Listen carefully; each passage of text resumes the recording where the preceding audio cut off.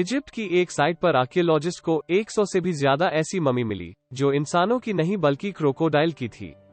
इन crocodile mummy के कफन पर कुछ लिखा हुआ था, जिसको पढ़ने और समझने के बाद एक्सपर्ट्स हैरान और परेशान हो गए। आज से हजारों साल पहले एंसेंट इजिप्ट में जब लोग मर जाया करते थे तो उनको केमिकल लगाकर प्रिजर्व कर दिया जाता था, ताकि उनकी बॉडी वक्त के साथ साथ खराब ना हो। प्रिजर्व करने के बाद ममी को उसके लेवल के हिसाब से डेकोरेट भी किया जाता था और फिर उसको जमीन के अंदर दफन कर दिया जाता था। वैसे तो इजिप्ट से आर्कियोलॉजिस्ट को कई ममी मिल चुकी है, लेकिन आज जिन 7 ममी के बारे में आप जानेंगे, ये वो ममी थी जिनको जब पहली बार देखा गया तो एक्सपर्ट और आर्कियोलॉजिस्ट के लिए यकीन करना बहुत मुश्किल था। नंबर 7, लेडी राय। एंशिएंट इजिप्ट की सबसे पुरानी ममी में एक ऐसी औरत की ममी भी पाई जाती है जिसको आज लेडी राय का नाम दिया गया है। आज से करीब 140 साल पहले इजिप्ट के थिबन टॉम केनिया से यह ममी मिली थी, जिसने आर्कियोलॉजिस्ट को हैरान कर दिया था। इन्वेस्टिगेशन से पता चला कि 3550 साल पहले एक लेडी राय लगभग 35 साल की उम्र में मरी थी, और ऐसा मालूम होता था कि यह किसी एंशिएंट क्वीन की नर्स या फिर मेड हुआ करती थी। लेकिन जिस चीज ने आर्कियोलॉजिस्ट को चौंका दिया था वो थे लेडी राय के बाल। हजारों साल होने के बाद भी लेडी राय के बाल अभी तक अच्छी तरह प्रिजर्व थे। इसके बालों के कुछ हिस्से तो ऐसे भी थे जिनको देखकर ऐसा लगता था कि ये कुछ महीनों पहले ही निकले हो। उस टाइम में जिस हेयर स्टाइल के साथ लेडी राय को प्रिजर्व किया गया था, वो हेयर स्टाइल भी आज तक ऐसे ही सजा हुआ है। Number 6, Ramses the second. Ramses the second ancient Egypt का सबसे फेमस लीडर था। दूसरे इजिप्ट के राजाओं के मुकाबले में रामसीज सेकंड ने बहुत लंबे समय तक अपनी राजा की गद्दी संभाले रखी, और जब यह मरा इसकी एज 90 ईयर थी। रामसीज सेकंड का फेरो 1881 में इजिप्ट के एक छोटे गांव सकारा से मिला था। ये वो जगह है जहां सिर्फ एंशिएंट किंग, क्वीन या फिर अपर क्लास को ही दफन किया जाता था। जिन आर्कियोलॉजिस्ट ने मम्मी को निकाला था उनका कहना था कि जैसे रामसीज II अपने समय में पावरफुल हुआ करता था, हजारों साल के बाद भी इसकी मम्मी वैसे ही ताकतवर दिख रही थी। एग्जैक्ट नंबर तो किसी को भी पता नहीं है, लेकिन आप यह जानकर हैरान होंगे कि इसके रिसर्च और डीएनए टेस्ट के अनुसार रामसीज II 150 बच्चों का बाप था। 1974 में यह नोटिस किया गया कि रामसीज II की मम्मी गलकर खराब हो रही है। इसी वजह से तुरंत यह फैसला किया गया कि इसकी मम्मी को पेरिस ले जाया जाए, जहां पर इसका ट्रीटमेंट होगा। लेकिन इंटरनेशनल रूल के अनुसार इंसान चाहे जिंदा हो या मरा हुआ, बॉर्डर पार करने के लिए उसका पासपोर्ट होना जरूरी है। इसी वजह से इजिप्ट में रामसीज II का पासपोर्ट इश्यू किया, जिसमें उसको किंग का दर्जा दिया गया। याद रहे कि यह दुनिया का पहला पासपोर्ट था जो किसी मरे हुए इंसान के लिए इश्यू किया गया था। पेरिस में लैंड करते वक्त भी रामसीज II की मम्मी को बहुत सारे मिलिट्री अवार्ड से सम्मानित किया गया।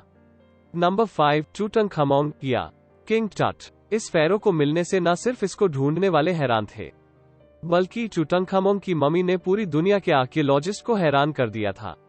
टूटनखामोन की मम्मी जिस कमरे में बंद थी वह जमीन के 20 फुट नीचे से मिला था। टूटनखामोन एंशिएंट इजिप्ट का सबसे छोटे उम्र का किंग था, जिसको सिर्फ 9 साल की उम्र में ही इतनी ज्यादा पावर्स मिल गई थी। इसकी मम्मी 1922 में किंग्स वैली के एक टूम से मिली थी, जहां मम्मी के साथ साथ बहुत सारा खजाना भी दफन था, और इसी वजह से ही टूटनखामोन की मम्मी ने पूरी दुनिया को हैरान कर दिया था। सिर्फ 19 साल की उम्र में मरने वाले इस किंग की टूम के बारे में यह माना जाता था कि इसके अंदर कुछ ऐसी आत्माओं का बसेरा है जो इस मम्मी और खजाने को बचा रही है। लॉर्ड कार्नव वह शख्स था जिसने टूटनखामोन की टूम को ढूंढने में फंडिंग दी थी। हैरानी की बात है, किंग टट की मम्मी मिलने के कुछ ही दिनों के बाद लॉर्ड कार्नव मच्छर के काटने से मर गया था। Number 4, crocodile mummy. इजिप्ट की एक एंशिएंट सिटी उमाल बरिजात में आर्कियोलॉजिस्ट की एक टीम काम कर रही थी। उनका टारगेट मम्मी या दफन हुआ खजाना ढूंढना था, लेकिन उनकी उम्मीदों पर पानी फिर गया जब इस जगह से एक दो नहीं बल्कि 100 से भी ज्यादा ऐसी मम्मी मिली जो इंसानों की नहीं बल्कि क्रोकोडाइल्स की थी। हजारों साल पुराने क्रोकोडाइल्स जिनको प्रिजर्व किया गया था। पहले तो आर्कियोलॉजिस्ट को यह समझ नहीं आ रहा था कि आखिर इंसानों की जगह क्रोकोडाइल को प्रिजर्व क्यों किया गया है, लेकिन बाद में इन क्रोकोडाइल के कफन से कुछ ऐसी चीजें मिली हैं जिन पर कुछ लिखा हुआ था, और तब इस मिस्ट्री का गेम ही पलट गया। आर्कियोलॉजिस्ट क्रोकोडाइल से ज्यादा उस लिखाई में इंटरेस्टेड थे जो हर क्रोकोडाइल के कफन पर लिखी हुई थी। आखिर हजारों साल पहले एंशिएंट इजिप्शियंस का इन क्रोकोडाइल से क्या संबंध था, और इनको इतनी अच्छे से क्यों प्रिजर्व किया गया था। इन सवालों के जवाब इसी राइटिंग में थे जो क्रोकोडाइल के कफन पर लिखी थी। रिसर्च से यह पता चला कि एंशिएंट इजिप्शियंस क्रोकोडाइल को गॉड मानते थे, क्योंकि उनके लिए क्रोकोडाइल ताकत का सिंबल हुआ करता था। उनके समय में एंशिएंट इजिप्शियंस ऐसे पुतले भी बनाते थे जिनका सर क्रोकोडाइल जैसा और नीचे का हिस्सा इंसानों जैसा। Number 3, ghazals mummies. सिर्फ क्रोकोडाइल ही वो जानवर नहीं थे जिनकी ममी इजिप्ट से मिली थी, बल्कि आर्कियोलॉजिस्ट को कई हिरणों की ममी भी मिल चुकी है। ये जो हिरनी की ममी आप देख रहे हैं, यह आज से लगभग 3000 साल पहले मरी थी, और ऐसा मालूम होता है कि यह किसी क्वीन की पालतू हिरनी थी। जब आर्कियोलॉजिस्ट को खुदाई के समय ये हिरनी मिली तो वो यह देखकर हैरान रह गए कि किंग और क्वीन के साथ साथ हिरनी को भी दफन किया गया था।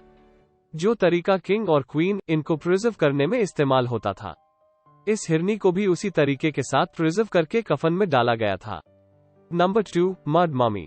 इजिप्शियंस इंसानों की बॉडी को प्रिजर्व करने के लिए एक खास प्लांट से निकलने वाले केमिकल का इस्तेमाल करते थे जिसको रेजन भी कहा जाता है। यह केमिकल बहुत महंगा होता था और इसी वजह से सिर्फ अमीर लोग ही इसको अफोर्ड कर सकते थे। आर्कियोलॉजिस्ट को जितनी भी ममी मिली थी उन पर रेजन लगा होता था ताकि बॉडी टाइम के साथ खराब ना हो, लेकिन ऑस्ट्रेलियन आर्कियोलॉजिस्ट तब हैरान रह गए जब उन्होंने एक ऐसी ममी तलाश की जो रेजन नहीं बल्कि मिट्टी से कवर हो रखी थी। यह ममी एक औरत की थी जो लगभग 25 साल की उम्र में मरी थी, लेकिन इसके कफन पर मिट्टी के अलावा कुछ और भी था जिसने आर्कियोलॉजिस्ट को सोचने पे मजबूर कर दिया था। लैब टेस्ट से यह मालूम पड़ा कि यह ममी तो 3000 साल पुरानी थी, लेकिन इसके चारों ओर जो मिट्टी लगाई गई थी वो इसके मरने के बाद लगाई गई। रिसर्च के बाद यह समझा गया कि यह ममी किसी गरीब घर की औरत की थी। ये रेजन अफोर्ड नहीं कर सकते थे, इसी वजह से इसको मिट्टी से प्रिजर्व किया गया, लेकिन इसके मरने के काफी सालों के बाद इस पर मिट्टी क्यों लगाई गई, यह अभी तक आर्कियोलॉजिस्ट के लिए एक क्वेश्चन मार्क बना हुआ है। Number 1, mummy with tattoo. शरीर पर टैटूज बनवाना आजकल के मॉडर्न समय में फैशन समझा जाता है, लेकिन किसी समय में टैटूज की बहुत इंपॉर्टेंस हुआ करती थी। इजिप्ट के डेर अल मदीना के मकान पर आर्कियोलॉजिस्ट को 7 ऐसी औरतों की ममी भी मिल चुकी हैं जिनकी बॉडी पर टैटूज देखे गए हैं। एक ममी की बॉडी पर तो 30 से भी ज्यादा टैटूज देखे गए। आर्कियोलॉजिस्ट का कहना है कि आज से पहले उन्होंने कभी भी ममी पर टैटूज बने नहीं देखे, लेकिन यह देखने के बाद यह कहना गलत नहीं होगा कि एंशिएंट इजिप्ट में भी टैटूज की बहुत इंपॉर्टेंस थी। एंशिएंट इजिप्ट जो अपनी हर टोन को डेकोरेट करने के मास्टर थे। किंग्स वैली से लेकर कीजा पिरामिड के अंदर हिडन चेंबर तक हर जगह हमें सिर्फ डेकोरेशन ही नजर आती है। हो सकता है ये 7 ममी जिनके शरीर पर टैटूज बने थे यह उस समय में वॉल आर्टिस्ट हो और इनका किंग्स वैली के चैम्बर्स को सजाने में बहुत ज्यादा सहयोग रहा हो। तो हम जल्द ही आएंगे नई वीडियो के साथ। लाइक और सब्सक्राइब करना ना भूलें और बेल आइकॉन को दबा लें। Thanks for watching.